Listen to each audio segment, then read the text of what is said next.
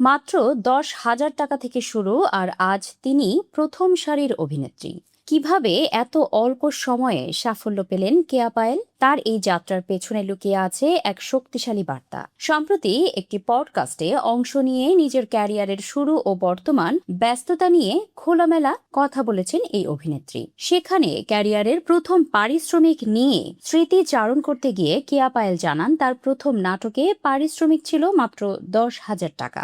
2018 সালে একটাই আমার তুমি নাটকের মাধ্যমে অভিনয় জগতে পা রাখেন কেয়া। সেই নাটকে তার বিপরীতে অভিনয় করেছিলেন অভিনেতা আফরান নিশো। 6 বছর আগে সেই অভিজ্ঞতার কথা মনে করে পায়েল বলেন, প্রথম নাটকে আমার পারিশ্রমিক ছিল 10,000 টাকা।